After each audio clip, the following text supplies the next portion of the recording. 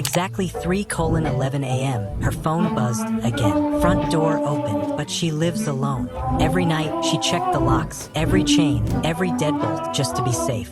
The footage every morning showed nothing. Empty hallways, no movement, no explanation. But tonight, it was different. The alert popped up again, and she knew something wasn't right.